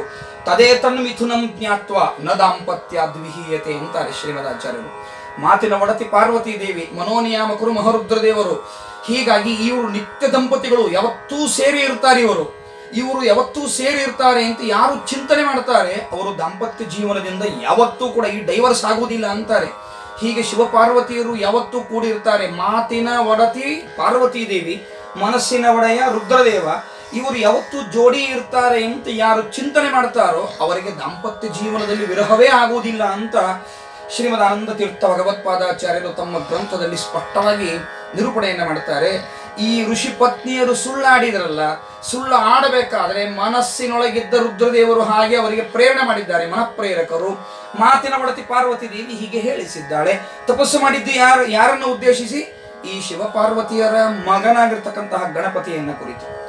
ಆಗ ಗಣಪತಿ ಮನಸ್ಸಿನೊಳಗೆ ನಕ್ಕನಂತೆ, ನನ್ನ ಕಾರ್ಯ ಸಾಧನೆ ಆಯಿತು ಅಂತ ಮನಸ್ಸಿನಲ್ಲಿ ನಕ್ಕ. ಋಷಿ ಮುನಿಗಳಿಗೆ ಹೇಳಿದ, ಏನು ಮಾಡಬೇಕು ಅಂತ ಹೇಳಿದಂತಹ ಸಂದರ್ಭದಲ್ಲಿ ಅವರು ಹೇಳಿದರು, ಏನಿಲ್ಲ, ಹೀಗಾಗಿದೆ, ಏನಾದರೂ ಒಂದು ಉಪಯೋಗ, ಏನೋ ಒಂದು ಸುಮ್ಮನೆ ಕಾರಣದಿಂದ ನಾವು ಹೊರಗೆ ಬರಬೇಕು ಆಶ್ರಮದಿಂದ, ಏನಾದರೂ ಒಂದು ಉಪಾಯವನ್ನು ಹೇಳು. ಗಣಪತಿ ಹೇಳಿದ್ದಂತೆ, ಹಾಗೆಲ್ಲ ಮಾಡೋಕೆ ಹೋಗಬೇಡಿ, ಇಷ್ಟು ಉಪಕಾರ ಮಾಡಿದ್ದಾರೆ, ಯಾಕೆ ಹೀಗೆ ಮಾಡ್ತೀರಿ ಅಂತ ಕೇಳಿದ ಸಂದರ್ಭದಲ್ಲಿ ಅವರಿಲ್ಲ, ನಾವು ಆಗಲೇಬೇಕು, ನಾವು ಹೋಗಲೇಬೇಕು ಅಂತ. ಸರಿ ಆಗಲಿ ಅಂತ ಒಂದು ಉಪಾಯವನ್ನು ಮಾಡಿದ್ದಂತೆ. ಉಪಾಯವನ್ನು ಮಾಡಿ 2 ಪುರಾಣಗಳಲ್ಲಿ 2 ವಿಧದ ಕಥೆ ಇದೆ. ಇಷ್ಟು ಕಥೆ ಅಂತೂ ಸತ್ಯ, ಇಷ್ಟಕ್ಕಂತೂ ಎಲ್ಲ ಸರಿ ಇದೆ. ಇಲ್ಲಿ ಸ್ವಲ್ಪ ವ್ಯತ್ಯಾಸ. ಆಕಳ ಆಗಲಿಕ್ಕಾಗಿ ಅಂತ ಹೇಳಿ ಜಯಾಳಿಗೆ ಹೇಳಿದ್ದಂತೆ ಗಣಪತಿ, ನೀನು ಆಕಳಾಗ ಜಯ. ಏನು ಮಾಡಬೇಕು ಅಂದ್ರೆ ಹೊಲ ತಿನ್ಲಿಕ್ಕೆ ಶುರು ಮಾಡು. ಇವರೆಲ್ಲ ಋಷಿಮುನಿಗಳಿಗೆ ಊಟಕ್ಕೆ ಹಾಕಬೇಕು ಅನ್ನುವ ಕಾರಣದಿಂದಾಗಿ ಗೌತಮರು ನಿನಗೆ ಹಲ ಅಂತಾರೆ. ಅಥವಾ ಏನೋ ಒಂದು ಕಲ್ಲು ಒಗಿತಾರೆ, ಅಥವಾ ಏನೋ ಕೋಲ್ನಿಂದ ಹಿಸ್ ಅಂತ ಇಷ್ಟು ಮಾಡಬಹುದು. ಅಷ್ಟು ಮಾಡೋದಕ್ಕೆ ನೀನು ಸತ್ತು ಹೋಗ್ಬಿಡ್ಬೇಕು ಅಂತ ಗಣಪತಿ ಹೇಳಿದ್ನಂತೆ. ಸರಿ ಆಗಲಿ. ಒಂದು ಪುರಾಣದ ಕಥೆ ಪ್ರಕಾರ ಹೀಗೆ, ಮತ್ತೊಂದು ಪುರಾಣದ ಕಥೆಯ ಪ್ರಕಾರ ಸ್ವತಃ ಗಣೇಶನೇ ಆಕಳಾಗಿ ಹೋದಂತೆ. ಸರಿ ಅಂತೂ ಆಕಳ ಒಂದು ಬಂತಲ್ಲಿ. ಬಂದಿರತಕ್ಕಂತಹ ಸಂದರ್ಭದಲ್ಲಿ ಎಲ್ಲ ಹಸಿರು ಬೆಳೆಯನ್ನ, ಎಲ್ಲ ಫಲವನ್ನ ತಿಂತಾ ಇದೆ ಆಕಳ. ಪಾಪ ಬಂದ ಅತಿಥಿಗಳಿಗೆ ಊಟ ಆಗಬೇಕು ಅನ್ನುವ ಕಾರಣಕ್ಕಾಗಿ ಅಲ್ಲೇ ಇರ್ತಕ್ಕಂತಹ ಗೋವಿಗೆ ಹಲೆ ಅಂದ್ರಂತೆ. ಒಂದು ಚಿಕ್ಕದಾದ ಕಲ್ಲನ್ನ ಎತ್ತಿ ಒಗದ್ರಂತೆ, ಅಷ್ಟೇ, ಮತ್ತೇನು ಮಾಡಿಲ್ಲ ಅವರು. ಚಿಕ್ಕ ಕಲ್ಲು, ಆಕಳ ಹೋಗ್ಲಿ ಅಂತ ಚಿಕ್ಕ ಕಲ್ಲನ್ನು ತಗೊಂಡು ಹೀಗೆ ಎಸೆದ್ರಟ್ಟೆ. ಅಂದ ಮಾತ್ರಕ್ಕೆ, ಅಷ್ಟು ಎಸೆದ ಮಾತ್ರಕ್ಕೆ ಅದು ಬಾಲಕ್ಕೋ ಎಲ್ಲೋ ಒಂದು ಕಡೆಗೆ ಒಂದು ಚೂರು ತಾಕ್ತು. ಪೂರ್ತಿ ಆಕಳಿಗೆ ತಾಕಲಿಲ್ಲ, ಅದು ಎಲ್ಲೋ ಒಂದು ಕಡೆಗೆ ಚೂರು ತಾಕ್ತು ಅಷ್ಟೇನೆ. ಅಷ್ಟು ತಾಕಿದ್ದಕ್ಕೆ ಹಸು ಸತ್ತೇ ಹೋಯ್ತು. ಇದನ್ನೆಲ್ಲ ಋಷಿ ಮುನಿಗಳು ನೋಡಿದ್ರು. ಅಯ್ಯೋ, ಹಸು ಸತ್ತೋಗಿದೆ, ನೀವು ಗೋಹತ್ಯೆಯನ್ನ ಮಾಡಿದ್ದೀರಾ, ಯಾರು ಗೋಹತ್ಯೆಯನ್ನ ಮಾಡ್ತಾರೋ ಅಂಥವರ ಕೈಯಿಂದ ಊಟ ಮಾಡಬಾರದು, ನೀವು ಗೋಹತ್ಯೆಯನ್ನ ಮಾಡಿದ್ದೀರಾ, ನಿಮ್ಮಿಂದ ನಾವು ಊಟ ಮಾಡುವುದಿಲ್ಲ ಅಂತ ಇಷ್ಟು ಹೇಳಿ ಹೊರಟು ಹೋಗ್ಬಿಟ್ರಂತೆ. ಪಾಪ ಗೌತಮರಂದ್ರಂತೆ, ಹೋಗಬೇಡಿ, ನಾನು ಹೋಗ್ತೀನಿ, ಬೇಕಾದರೆ ಸುಭಿಕ್ಷವಾದ ನನ್ನ ನಾಡಿನೊಳಗೆ ನೀವಿರಿ, ಗೋಹತ್ಯೆ ಮಾಡಿದ್ದೆಲ್ಲ ನಾನು, ನನ್ನಿಂದ ತಪ್ಪಾಯ್ತಲ್ಲ, ದಯವಿಟ್ಟು ಕ್ಷಮಾ ಮಾಡಿ, ದಯವಿಟ್ಟು ನೀವು ಆಶ್ರಮದೊಳಗಿರಿ, ನನ್ನ ಆಶ್ರಮದೊಳಗೆ ನೀವಿರಿ, ನಾನು ಹೋಗ್ತೀನಿ ಎಂದ್ರಂತೆ. ನೋಡಿ ಇಂತಹ ತ್ಯಾಗ ಅವರದು. ಇಂತಹ ಪರಿಸ್ಥಿತಿಯೊಳಗೂ ಕೂಡ ತಮ್ಮ ತ್ಯಾಗ, ತಮ್ಮ ಕರುಣೆ, ತಮ್ಮ ಔದಾರ್ಯವನ್ನು ಬಿಡದ ಮಹಾನುಭಾವರ ಗೌತಮ ಋಷಿಗಳು. ನೀವಿರಿ ಎಂದ್ರಂತೆ. ಆಗ ಅವರಂದರು, ಬೇಡ, ನಾವು ಹೋಗ್ತೇವೆ. ಇಲ್ಲ, ನಮ್ಗೆ ಹಾಗಾದ್ರೆ ಪ್ರಾಯಶ್ಚಿತ್ತ ಏನಾದರೂ ಹೇಳ್ರಿ. ಆಗ ಋಷಿಮುನಿಗಳು ಹೇಳಿದ್ರಂತೆ, ಇದಕ್ಕೆ ಪ್ರಾಯಶ್ಚಿತ್ತ ಅಂದ್ರೆ ನೀವು ಸಮಗ್ರವಾದ ಭೂಮಿಯನ್ನ ಪ್ರದಕ್ಷಿಣೆ ಹಾಕಬೇಕು ಒಂದು, ಅಥವಾ ಶಿವನ ಜಡೆಯಲ್ಲಿ ಇರತಕ್ಕಂತಹ ಗಂಗೆಯನ್ನ ಕೆಳಗಿಳಿಸಬೇಕು. ಈ ಎಲ್ಲಿ ಆಕಳ ಸತ್ತಿದೆ ಅದರ ಮೇಲೆ ಗಂಗಾ ನೀರನ್ನು ಹರಿಸಬೇಕು, ಅದು ಶಿವನ ಜಡೆಯಿಂದ ನೇರವಾಗಿ ಬಂದದ್ದು, ಹಾಗೆ ಹರಿಸಿದ್ರೆ ಸಾಧ್ಯ ಅಂತ ಹೇಳಿದ್ರಂತೆ. ಅಷ್ಟು ಹೇಳಿ ಹೊರಟೋದು. ಇವರು ಆಲೋಚನೆ ಮಾಡಿದ್ರಂತೆ, ಏನಿದು, ನಾನು ಏನ್ ಮಾಡ್ಲಿ ಈಗ ಅಂತ ಆಲೋಚನೆ ಮಾಡಿದರು. ಭೂ ಪ್ರದಕ್ಷಿಣೆಯನ್ನ ಹಾಕಬಹುದು, ಅಖಂಡ ಭೂ ಪ್ರದಕ್ಷಿಣೆಯನ್ನ 3 ಬಾರಿ ಪ್ರದಕ್ಷಿಣೆ ಹಾಕುವಂತ ಋಷಿಮುನಿಗಳು ಹೇಳಿದಂತೆ ನಾನು ಹಾಕಬಹುದು. ಹಾಕಿದರೆ ಕೇವಲ ಅದರ ಫಲ ನನಗೆ ಮಾತ್ರವಾಗ್ತದೆ, ಸಮಸ್ತ ಪ್ರಪಂಚಕ್ಕಾಗುವುದಿಲ್ಲ, ಕೇವಲ ನನಗೆ ಮಾತ್ರ ಆಗ್ತದೆ. ನಾನು ಪಾಪವನ್ನ ಕಳ್ಕೊತೇನೆ. ಯದ್ಯಪಿ ಅವರಿಗೆ ಪಾಪ ಬಂದಿಲ್ಲ, ಇದು ಅಂತಹ ಹಸು ಅಲ್ಲೂ ಅಲ್ಲ, ಸುಮ್ಮನೆ ಕೃತ್ರಿಮವಾದ ಹಸು ಸತ್ತದ್ದಕ್ಕೆ ಇವರಿಗೆ ಯಾಕೆ ಪಾಪ ಬರಬೇಕು? ಇದು ದೇವಲೋಕದಲ್ಲಿ ನಡೆದಿರ್ತಕ್ಕಂತಹ ಒಂದು ವಿಡಂಬನೆ, ಆದ್ದರಿಂದಾಗಿ ಗೌತಮರಿಗೆ ಪಾಪ ಬಂದೇ ಇಲ್ಲ. ಆದರೆ ಗೌತಮರು ಆಲೋಚನೆಯನ್ನು ಮಾಡ್ತಾರೆ, ಅಪ್ಪ ಈ ಪಾಪವನ್ನು ಕಳ್ಕೋಬೇಕಾದ್ರೆ ನಾನು ಭೂ ಪ್ರದಕ್ಷಿಣೆಯನ್ನು ಮಾಡಬಹುದು, ಅದೇನು ದೊಡ್ಡ ವಿಷಯ ಅಲ್ಲ, ನನಗೆ ಅವಶ್ಯವಾಗಿ ನಾನು ಮಾಡಬಹುದು. ಆದರೆ ಇದರಿಂದ ಲೋಕಕ್ಕೆ ಕಲ್ಯಾಣ ಆಗುವುದಿಲ್ಲ, ನನ್ನ ವೈಯಕ್ತಿಕವಾದ ಸಾಧನೆ ಆಗ್ತದೆ. ಲೋಕಕ್ಕೆ ಕಲ್ಯಾಣ ಅಂತ ಆಗಬೇಕಾದರೆ ನಾನೇನು ಮಾಡಬೇಕು ಅಂದರೆ ಶಿವನ ಜಡೆಯಲ್ಲಿರುವ ಗಂಗೆಯನ್ನ ಕೆಳಗಿಳಿಸಬೇಕು ಅಂತ ವಿಚಾರವನ್ನು ಮಾಡಿ ರುದ್ರದೇವರನ್ನ ಕುರಿತು ತಪಸ್ಸು ಮಾಡಿದರಂತೆ. ಅವರಿಗೆ ಇದೆಲ್ಲ ಗಣಪತಿಯ ಉಪಾಯ ಇದೆಲ್ಲ ತಿಳಿದಿತ್ತು ಗೌತಮ ಋಷಿಗಳಿಗೆ. ಆದರೂ ಯಾವ ಋಷಿಮುನಿಗಳ ಬಗ್ಗೆನೂ ಆಗ ಸಿಟ್ಟಿಗೆದ್ದಿರಲಿಲ್ಲ, ಸುಮ್ಮನಿದ್ರು. ಶಿವ ಹೇಳಿದ, ಏನು ಯೋಚನೆ ಮಾಡಬೇಡಪ್ಪ, ಏನ್ ಬೇಕು ನಿನಗೆ ಅಂತ. ಏನಿಲ್ಲ, ನನಗೆ ನಿನ್ನ ತಲೆಯಲ್ಲಿರುವ ಗಂಗೆ ಬರಬೇಕು, ಆ ಸತ್ತ ಹಸುವಿನ ಮೇಲೆ ಹಾಯಬೇಕು ಗಂಗೆ ಅಂತ ಹೇಳಿದರು. ಆಗ ರುದ್ರದೇವರು ಗಂಗೆಗೆ ಹೇಳಿದರಂತೆ, ನೀನು ಹೋಗು ಅಂತ. ಆಗ್ಲಿ ಅಂದ್ಲು ಗಂಗೆ. ಆದ್ರೆ ಗಂಗೆ ಒಂದು ಕಂಡೀಷನ್ ಹಾಕಿದ್ಲು, ಏನಿಲ್ಲ ಸ್ವಾಮಿ, ನಾನು ಹೋಗ್ತೇನೆ, ಆದ್ರೆ ನೀವು ಕೂಡ ಅಲ್ಲಿಗೆ ಬರಬೇಕು, ಪಾರ್ವತಿ ಸಮೇತರಾಗಿ ನೀವು ಅಲ್ಲಿ ಬರಬೇಕು, ನೀವು ಅಲ್ಲಿ ಬಂದಿರಬೇಕು, ನಾನು ಅಲ್ಲಿ ಇರ್ತೀನಿ ಅಂತ ರುದ್ರದೇವರು ಹೇಳಿದ್ರಂತೆ. ಕಲಿಯುಗ ಮುಗಿಯುವವರೆಗೂ ಕೂಡ ನೀನು ಅಲ್ಲೇ ಇರಬೇಕು ಅಂದ್ರಂತೆ. ಆಗ ಗಂಗೆ ಹೇಳಿದಂತೆ ರುದ್ರದೇವರಿಗೆ, ಕಲಿಯುಗ ಮುಗಿಯುವವರೆಗೂ ನೀವು ಅಲ್ಲೇ ಇರಬೇಕು ಅಂತ ಹೇಳಿದಂತೆ. ಆಗ್ಲಿ ಅಂತ ಹೇಳಿದ್ದಾರೆ ರುದ್ರದೇವರು. ಈ ಗೌತಮ ಋಷಿಗಳ ಹಿಂದೆ ಬೆನ್ನತ್ತಿ ಹೊರಟಿದ್ದಾಳೆ ಗಂಗೆ, ಆದ್ದರಿಂದ ಗೌತಮಿ ಅಂತ ಕರೆಸಿಕೊಂಡಿದ್ದಾಳೆ.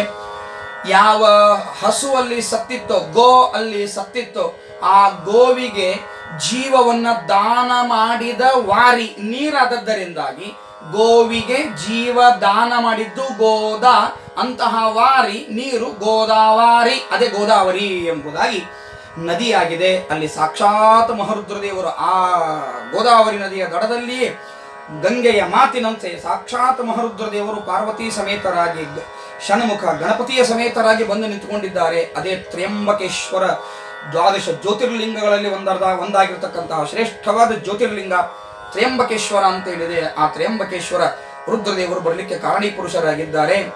ಸಿಟ್ಟು ಬಂದಿತ್ತು ಗೌತಮರಿಗೆ, ಆಗ ತಡೆದಿದ್ರು. ಈಗ ಅವರಿಗೆ ಅನಾವಶ್ಯಕವಾಗಿ ಇಂತಹ ಉಪಕಾರ ಮಾಡಿದ್ರು, ಇಂತಹ ಒಂದು ಕುಚೋದ್ಯ ನಡೀತಲ್ಲ ಅಂತ ಸಿಟ್ಟು ಬಂದು ಒಂದು ಶಾಪವನ್ನ ಕೊಟ್ಟರಂತೆ. ಯಾರು ಇದಕ್ಕೆ ಕಾರಣರಾಗಿದ್ದಾರೋ ಆ ಎಲ್ಲ ಋಷಿಮುನಿಗಳ ಜ್ಞಾನ ನಾಶವಾಗಲಿ ಅಂತ ಶಾಪ ಕೊಟ್ಟಿದ್ದಾರೆ.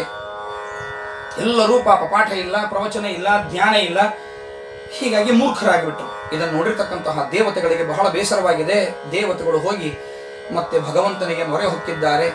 ಆಗ ಭಗವಂತ ಏನು ಯೋಚನೆ ಮಾಡಬೇಡಿ ಅಂತ ವರದಾನವನ್ನು ಮಾಡಿ ಸಾಕ್ಷಾತ್ ಜ್ಞಾನವನ್ನು ಕೊಳ್ಳಿಕ್ಕಾಗಿಯೇ ಪರಾಶರ ಸತ್ಯವತಿಯರಲ್ಲಿ ಅವತಾರ ಮಾಡಿ ಕೃಷ್ಣ ದ್ವೈಪಾಯನನಾಗಿ ವೇದವ್ಯಾಸನಾಗಿ ಸಾಕ್ಷಾತ್ ನಾರಾಯಣ ಅವತಾರ ಮಾಡಿ ಬಂದಿದ್ದಾನೆ.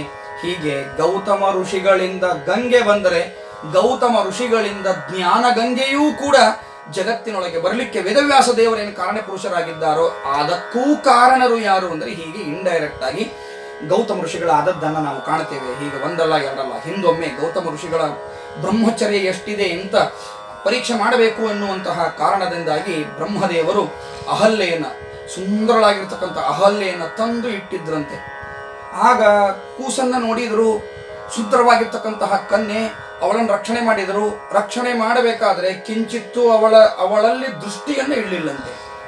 ಅನಂತರದಲ್ಲಿ ಅವಳು ವಯಸ್ಸಿಗೆ ಬಂದು ಅತ್ಯಂತ ಸುಂದರವಾಗಿರ್ತಕ್ಕಂಥ ಅವಳ ದೇಹ, ಅದನ್ನು ನೋಡಿದಾಗಲೂ ಅವರ ಮನಸ್ಸು ವಿಚಲಿತ ಆಗಲಿಲ್ಲಂತೆ. ನೋಡಿ, ಗೌತಮ ಋಷಿಗಳ ಮನಸ್ಸು ಯಾರೂ ಇರಲಿಲ್ಲ, ಯಾರು ಅಂತ ಗೊತ್ತಿಲ್ಲ. ಅವಶ್ಯವಾಗಿ ನಾನು ಮದುವೆ ಮಾಡ್ಕೊಳ್ಬಹುದು ಅಂತ ವಿಚಾರ ಮಾಡಬಹುದಾಗಿತ್ತು, ಹಾಗೆ ಮಾಡಲಿಲ್ಲ. ಆ ಸಂದರ್ಭದಲ್ಲಿ ಬ್ರಹ್ಮ ಲೋಕಕ್ಕೆ ಹೋದಾಗ ಬ್ರಹ್ಮದೇವರು ಒಂದು ಮಾತನ್ನ ಹೇಳಿದರಂತೆ. ಆಗ ಗೌತಮಿ ಹೋಗಿ, ಈ ಅಹಲ್ಯೆ ಹೋಗಿ ಹೇಳಿದ್ಲು, ಏನಿಲ್ಲ, ಗೌತಮ ಋಷಿಗಳು ಭಾರೀ ಬ್ರಹ್ಮಚಾರಿಗಳು, ನನ್ನನ್ನು ಕೆಟ್ಟ ದೃಷ್ಟಿಯಲ್ಲಿ ನೋಡಲೇ ಇಲ್ಲ, ಜನ್ಮದೊಳಗೆ ನೋಡಲಿಲ್ಲ ಅವರು ಅಂತ. ಅವರ ಆ ಬ್ರಹ್ಮಚರ್ಯ ತಪಸ್ಸನ್ನು ಕಂಡಿರ್ತಕ್ಕಂಥ ಬ್ರಹ್ಮದೇವರಿಗೆ ಬಹಳ ಆನಂದ ಆಯಿತು. ವಯಸ್ಸಿಗೆ ಬಂದಿದ್ದಾಳೆ ಮಗಳು ಅಹಲ್ಯೆ, ಇವಳನ್ನು ಕೊಟ್ಟು ಮದುವೆ ಮಾಡಬೇಕು ಅಂತ ವಿಚಾರ ಮಾಡಿ ಒಂದು ಕಂಡೀಷನ್ ಹಾಕಿದ್ರಂತೆ ಬ್ರಹ್ಮದೇವರು. ಅಪ್ಪ, ಯಾರು ಭೂ ಪ್ರದಕ್ಷಿಣೆಯನ್ನು ಮಾಡ್ತಾರೋ, ಮಾಡುವಾಗ ಮೊದಲು ಯಾರು ಬರ್ತಾರೋ ಅವರಿಗೆ ನನ್ನ ಮಗಳನ್ನು ಕೊಡ್ತೇನೆ ಅಂತ ಹೇಳಿದ್ರಂತೆ, ಅಹಲ್ಯೆಯನ್ನು ಕೊಡ್ತೇನೆ ಅಂತ ಹೇಳಿದರು ಬ್ರಹ್ಮದೇವರು. ಇಂದ್ರಾದಿ ದೇವತೆಗಳಿಗೆಲ್ಲ ಅಹಲ್ಯೆಯ ಸೌಂದರ್ಯವನ್ನು ನೋಡಿ ಬಹಳ ಆಸಕ್ತಿ ಇದೆ, ತಾವು ಮದುವೆ ಮಾಡ್ಕೋಬೇಕು ಅಂತ ಆಸೆ ಪಟ್ಟಿದ್ದಾರೆ. ಬ್ರಹ್ಮದೇವರು ಒಂದು ಕಂಡೀಷನ್ ಇಟ್ಟರು, ಭೂ ಪ್ರದಕ್ಷಿಣೆಯನ್ನು ಹಾಕಬೇಕು, ಸಮಗ್ರ ಭೂಮಿಯನ್ನು ಪ್ರದಕ್ಷಿಣೆ ಹಾಕಬೇಕು, ಯಾರು ಮೊದಲು ಬರ್ತಾರೋ ಅವರಿಗೆ ನಾನು ಕನ್ಯೆಯನ್ನು ಕೊಡ್ತೀನಿ ಅಂತ ಹೇಳಿದ್ದಾರೆ. ಎಲ್ಲರೂ ಭೂ ಪ್ರದಕ್ಷಿಣೆಯನ್ನು ಹಾಕ್ಲಿಕ್ಕೆ ಹೋಗಿದ್ದಾರೆ. ಗೌತಮರು ಮಾತ್ರ ಅಲ್ಲೇ ಇದ್ರು. ಅಲ್ಲಿ ಒಂದು ಕಪಿಲಾ ಗೋವು, ಆ ಕಪಿಲಾ ಗೋವು ಈತಾ ಇದೆ, ಅಂದ್ರೆ ಡೆಲಿವರಿ ಆಗ್ತಾ ಇದೆ, ಈಯುವುದು ಅಂತ ಕರೀತಾರಲ್ಲ, ಹಾಗೆ ಈತಾ ಇದೆ. ಅದು ಈಯುವ ಸಂದರ್ಭದಲ್ಲಿ ಗೌತಮ ಋಷಿಗಳು ತಕ್ಷಣ ಪ್ರದಕ್ಷಿಣೆಯನ್ನು, 3 ಪ್ರದಕ್ಷಿಣೆಯನ್ನು ಹಾಕಿದ್ರಂತೆ. ಆ ಗೋವಿಗೆ ಹಾಕಿ ನಮಸ್ಕಾರವನ್ನು ಮಾಡಿ ಬ್ರಹ್ಮದೇವರ ಮುಂದೆ ಬಂದು ನಿಂತರು. ಶಾಸ್ತ್ರದೊಳಗೆ ನೀವೇ ಹೇಳಿದ್ದೀರಾ, ವೇದಗಳಲ್ಲೂ ಅಪೌರುಷೇಯವಾದ ವೇದಗಳೂ ಹೇಳಿವೆ, ಈ ಯುವ ಗೋವಿಗೆ ಪ್ರದಕ್ಷಿಣೆಯನ್ನು ಮಾಡಿದರೆ ಭೂಮಂಡಲಕ್ಕೆ ಪ್ರದಕ್ಷಿಣೆ ಮಾಡಿದಷ್ಟು ಪುಣ್ಯ ಬರ್ತದೆ ಅಂತ ನೀವೇ ಹೇಳಿದ್ದೀರಾ. ನಾನು ಗೋವಿಗೆ ಪ್ರದಕ್ಷಿಣೆಯನ್ನು ಹಾಕಿದ್ದೇನೆ, ನಾನು ಮೊದಲು ಬಂದಿದ್ದೇನೆ, ನಿಮ್ಮ ಮಗಳಾಗಿರ್ತಕ್ಕಂಥ ಅಹಲ್ಯೆಯನ್ನು ನನಗೇ ಕೊಡಬೇಕು ಅಂದ್ರಂತೆ ಗೌತಮರು. ಭಾರೀ ಪಾಂಡಿತ್ಯ, ಈ ಜ್ಞಾನ, ಈ ಚಾತುರ್ಯವನ್ನು ಕಂಡಿರ್ತಕ್ಕಂಥ ಬ್ರಹ್ಮದೇವರಿಗೆ ಮೊದಲಿಗೆ ಇವರಿಗೆ ಕೊಡಬೇಕು ಅಂತ ಅವರ ಸಂಕಲ್ಪ ಇತ್ತು. ಅಂಥೇಳಿನೇ ಇಂತಹ ನಿಯಮವನ್ನು ಅವರು ಮಾಡಿದ್ರು. ಇವರನ್ನು ನೋಡಿ ಸಂತೋಷಪಟ್ಟು ಅಹಲ್ಯೆಯನ್ನು ಕೊಟ್ಟು ಮದುವೆ ಮಾಡಿದ್ದಾರೆ. ಇಂದ್ರನಿಗೆ ಆಸಕ್ತಿ ಇತ್ತಲ್ಲ, ಅದಕ್ಕೋಸ್ಕರ ಆ ಇಂದ್ರ ಒಂದು ಸಂದರ್ಭದಲ್ಲಿ ಗೌತಮರ ವೇಷವನ್ನು ಧರಿಸಿ ಕೋಳಿಗತೆ ಕೂಗಿ ಸ್ನಾನಕ್ಕೆ ಅಂತ ಗೌತಮರನ್ನು ಕಳಿಸಿಬಿಟ್ಟ. ಈ ಕಡೆಗೆ ಅಹಲ್ಯೆಯೊಟ್ಟಿಗೆ ಇಂದ್ರ ಗೌತಮರ ವೇಷದಲ್ಲಿ ವಿಹಾರವನ್ನು ಮಾಡಿದ. ಪ್ರಾರಂಭದಲ್ಲಿ ಅಹಲ್ಯೆಗೆ ಗೊತ್ತಾಗಲಿಲ್ಲ, ತನ್ನ ಗಂಡನೇ ತನ್ನೊಂದಿಗೆ ವಿಹಾರ ಮಾಡ್ತಾ ಇದ್ದಾನೆ ಅಂತ ತಿಳ್ಕೊಂಡು ಪಾಪ. ಆದರೆ ವಿಹಾರದ ಮಧ್ಯದ ಸಮಯದಲ್ಲಿ ಅವಳಿಗೆ ಅರ್ಥ ಆಯಿತು, ಈ ವಿಹಾರದ ಕ್ರಮ ನನ್ನ ಪತಿಯಾಗಿರ್ತಕ್ಕಂತಹ ಗೌತಮರದಲ್ಲ, ಇದು ಬಹುಶಃ ಯಾರದೋ ಬೇರೆ ಅವರು ಇರಬಹುದು ಅಂತ ಆಲೋಚನೆ ಮಾಡಿದಾಗ ಒಳ್ಳೆ ಜ್ಞಾನಿಯಾದ ಪತಿವ್ರತೆಯಾದ ಈ ಅಹಲ್ಯೆಗೆ ಗೊತ್ತಾಯಿತು, ಇವನು ಇಂದ್ರನೇ ಅಂತ ಅರ್ಥ ಆಯಿತು. ಆದರೆ ಅವಳಿಗೆ ಪ್ರತಿರೋಧ ಮಾಡಲಿಕ್ಕೆ ಆಗದ ಸ್ಥಿತಿಗೆ ಅವಳು ಹೋಗಿದ್ಲು. ಮಾನಸಿಕವಾಗಿಯೂ ಕೂಡ ಇಂದ್ರನಿಗೆ ಆ ಸಂದರ್ಭದಲ್ಲಿ ವಶಳಾಗಿದ್ಲು. ಹೀಗಾಗಿ ಅಲ್ಲಿ ನದಿಗೆ ಹೋಗ್ತಾರೆ, ಸೂರ್ಯೋದಯ ಆಗಿಲ್ಲ ಅಂತ ಗೌತಮರಿಗೆ ಗೊತ್ತಾಯಿತು. ಕೂಡಲೇ ಆಶ್ರಮಕ್ಕೆ ಹಾಗಾದ್ರೆ ಏನೋ ಅವ್ಯವಸ್ಥೆ ಇದೆ ಅಂತ ಗೊತ್ತಾಯಿತು. ಕೂಡಲೇ ಓಡಿ ಬಂದರು. ಬಾಗಿಲು ಒಳಗಡೆಗೆ ಚಿಲಕ ಹಾಕಿದೆ, ಹೊರಗಡೆ ಚಿಲಕ ಹಾಕೊಂಡು ಹೋಗಿದ್ದಾರೆ ಗೌತಮರು. ಆದರೆ ಗೌತಮರು ಹೊರಗೆ ಬರೋದ್ರೊಳಗಾಗಿ ಒಳಗಡೆಗೆ ಚಿಲಕ ಹಾಕಿತ್ತು. ಅದನ್ನು ನೋಡಿರ್ತಕ್ಕಂತಹ ಗೌತಮರಿಗೆ ಇನ್ನಷ್ಟು ಡೌಟ್ ಬಂತು. ಬಾಗಿಲು ಬಡಿದಿದ್ದಾರೆ. ಹೆದರಿತಕ್ಕಂತಹ ಇಂದ್ರ ಬೆಕ್ಕಿನ ವೇಷದೊಳಗೆ ಬಚ್ಚಲು ಮೋರಿಯಿಂದ ದಾಟಬೇಕು ಅಂತ ಹೊರಟಿದ್ದಾನೆ. ಆ ಸಂದರ್ಭದಲ್ಲಿ ತಮ್ಮ ದಿವ್ಯ ದೃಷ್ಟಿಯಿಂದ ಕಂಡಿದ್ದಾರೆ. ಮಂತ್ರದ ನೀರನ್ನು ಪ್ರೋಕ್ಷಣೆ ಮಾಡಿದ್ದಾರೆ. ಬೆಕ್ಕು ಇಂದ್ರಾಗಿ ನಿಂತ್ಕೊಂಡಿದ್ದಾನೆ, ನೀನು ನಿರ್ವೀರ್ಯನಾಗುವಂತ ಶಾಪವನ್ನ ಇಂದ್ರನಿಗೆ ಕೊಟ್ಟಿದ್ದಾರೆ, ನನ್ನ ತಪ್ಪಾಯಿತು ಅಂತ ಅಹಲ್ಯೆ ಬಂದು ತಿಳಿದಾಗ, ಕಾಲಿಗೆ ಶರಣಾಗತಳಾದಾಗ ಕಲ್ಲು ಮನಸ್ಸಾಗಿ ಬಿಟ್ಟಿತ್ತು ಗೌತಮರಿಗೆ. ನೀನು ಕಲ್ಲಾಗಬೇಕು ಅಂತ, ಕಲ್ಲಾಗಲಿಕ್ಕೆ ಸಾಧ್ಯ ಇಲ್ಲ, ಕಲ್ಲಿನಂತೆ ಇರಬೇಕು ಅಂತ ಅರ್ಥ. ಅದು ಜಡ ಯಾವತ್ತು ಚೇತನ ಆಗೋದಿಲ್ಲ, ಚೇತನ ಯಾವತ್ತು ಜಡ ಆಗೋದಿಲ್ಲ, ಆದ್ದರಿಂದಾಗಿ ನೀನು ಕಲ್ಲಿನಂತೆ ಆಗಬೇಕು ಅಂತ ಹೇಳಿದ್ದಾರೆ. ಅವತ್ತು ಕಲ್ಲಿನಂತೆ ಕುತ್ಕೊಂಡಿದ್ದಾಳೆ. ನನ್ನ ವಿಮೋಚನೆ ಹೇಗೆ ಅಂತ ಕೇಳಿದಾಗ ಹೇಳ್ತಾರಂತೆ ಗೌತಮರು, ಮುಂದೆ ಸಾಕ್ಷಾತ್ ನಾರಾಯಣನೇ ಶ್ರೀರಾಮಚಂದ್ರನಾಗಿ ಅವತಾರವನ್ನ ಮಾಡ್ತಾನೆ. ಅವತಾರವನ್ನ ಮಾಡಿ ನಿನಗೆ ತನ್ನ ದರ್ಶನವನ್ನ ಕೊಟ್ಟು ತನ್ನ ಪವಿತ್ರವಾದ ಪಾದವನ್ನು ನಿನ್ನ ಮೇಲೆ ಇಡ್ತಾನೆ, ಅವತ್ತು ನಿನಗೆ ಉದ್ಧಾರ ಎಂಬುದಾಗಿ ಹೇಳಿ ತಪಸ್ಸು ಮಾಡಲಿಕ್ಕೆ ಗೌತಮರು ಹೋದರು ಅಂತ. ಈ ಘಟನೆಯನ್ನ ಕೇಳಿದ ಕೆಲವರಿಗೆಲ್ಲ ಪ್ರಶ್ನೆ ಇದೆ, ಅಹಲ್ಯೆ ತಪ್ಪು ಮಾಡಿಲ್ಲ, ಗೌತಮರು ಯಾಕೆ ಶಾಪವನ್ನು ಕೊಟ್ಟರು ಅಂತ. ಈ ಕಥೆ ಹೇಳುವಾಗಲೇ ಸೂಚ್ಯವಾಗಿ ನಾನು ಕೊಟ್ಟಿದ್ದೇನೆ, ಬಹಳ ಬಿಡಿಸಿ ಹೇಳಲಿಕ್ಕೆ ಆಗುವುದಿಲ್ಲ ಅನ್ನೋ ಕಾರಣದಿಂದಲೇ ಅವಳದು ತಪ್ಪಿದೆ ಅನ್ನೋದನ್ನ ಸ್ಪಷ್ಟವಾಗಿ ನಿರೂಪಣೆ ಮಾಡಲಿಕ್ಕಾಗಿ ಸೂಕ್ಷ್ಮವಾಗಿ ಹೇಳಿದ್ದೇನೆ. ಅವಳು ಕೂಡ ಸ್ವಲ್ಪ ಜಾರಿದ್ದಾಳೆ. ಇನ್ನು ಅಹಲ್ಯೆಯ ವಿಚಾರಕವಾಗಿ ಏನು ಹೇಳಬೇಕೋ ಅದನ್ನು ಅಹಲ್ಯೆಯ ಪಾತ್ರದ ಚಿತ್ರಣ ಹೇಳುವಾಗ ಖಂಡಿತವಾಗಿ ಹೇಳುತ್ತೇನೆ. ಅಂತೂ ಜಗತ್ತಿಗೆ ರಾಮ ಬರಲಿಕ್ಕೆ ಕಾರಣ, ಜಗತ್ತಿಗೆ ವೇದವ್ಯಾಸರು ಬರಲಿಕ್ಕೆ ಕಾರಣ, ಜಗತ್ತಿಗೆ ಸಾಕ್ಷಾತ್ ರುದ್ರದೇವರು ಬರಲಿಕ್ಕೆ ಕಾರಣ, ಜಗತ್ತಿಗೆ ಸಾಕ್ಷಾತ್ ಗಂಗೆ ಬರಲಿಕ್ಕೆ ಕಾರಣ ಈ ಪುರುಷರಾಗಿರ್ತಕ್ಕಂತಹ ಮಹಾನುಭಾವರಾದ ಗೌತಮರಿಗೆ ಅನಂತ ಅನಂತ ಶಿರಸಾಷ್ಟಾಂಗ ನಮಸ್ಕಾರಗಳನ್ನು ಸಲ್ಲಿಸುತ್ತಾ, ಇಂತಹ ಭಾರತದಲ್ಲಿ ಇಂತಹ ಶ್ರೇಷ್ಠ ಬ್ರಹ್ಮಜ್ಞಾನಿಗಳ ಕೊಡುಗೆ ನಮಗೆಲ್ಲ ನೋಡಿ. ಅವತ್ತಿನ ಗೋದಾವರಿ, ಇವತ್ತು ಆ ನೀರು ಇವತ್ತಿನವರೆಗೂ ನಾವು ಅದನ್ನು ಅನುಭವಿಸ್ತಾ ಇದ್ದೇವೆ. ಆ ವೇದವ್ಯಾಸ ದೇವರು ಕೊಟ್ಟ ಜ್ಞಾನ ಅದನ್ನು ಇವತ್ತಿನವರೆಗೂ ನಾವು ಅನುಭವಿಸ್ತಾ ಇದ್ದೇವೆ. ಸಾಕ್ಷಾತ್ ಶ್ರೀರಾಮಚಂದ್ರ ಇವತ್ತೆಲ್ಲರಿಗೂ ಬೇಕು ರಾಮರಾಜ್ಯ. ಚೈತ್ರ ಮಾಸದಿಂದ ಆ ವಿಷಯಗಳನ್ನು ನಾವು ಸ್ಪಷ್ಟವಾಗಿ ತಿಳಿಲಿಕ್ಕೆ ಅಂತ ಪ್ರಯತ್ನವನ್ನು ಮಾಡುತ್ತೇವೆ. ಅಂತಹ ಶ್ರೀರಾಮಚಂದ್ರನ ಒಂದು ಆದರ್ಶ ಇವತ್ತಿಗೂ ನಮಗೆ ಆದರ್ಶವಾಗಿದೆ ಅಂದರೆ, ಅನುಕರಣೆಗೆ ಯೋಗ್ಯವಾಗಿವೆ ಅಂದರೆ ಅದಕ್ಕೆ ಕಾರಣೀಪುರುಷರಾದ ಗೌತಮರಿಗೆ ಅನಂತ ಶಿರಸಾಷ್ಟಾಂಗ ನಮಸ್ಕಾರಗಳನ್ನು ಸಲ್ಲಿಸ್ತಾ, ಅವರ ಬುದ್ಧಿ, ಅವರ ವಿವೇಕ, ಅವರ ಜಾಣ್ಮೆ ನಮಗೆಲ್ಲ ಬರಲಿ ಎಂಬುದಾಗಿ ನಾವು ಪ್ರಾರ್ಥನೆಯನ್ನು ಸಲ್ಲಿಸ್ತಾ ಈ ಉಪನ್ಯಾಸವನ್ನು ಮುಗಿಸೋಣ. ಶ್ರೀಕೃಷ್ಣಾರ್ಪಣಮಸ್ತು. ಮಧ್ವೇಶಾರ್ಪಣಮಸ್ತು.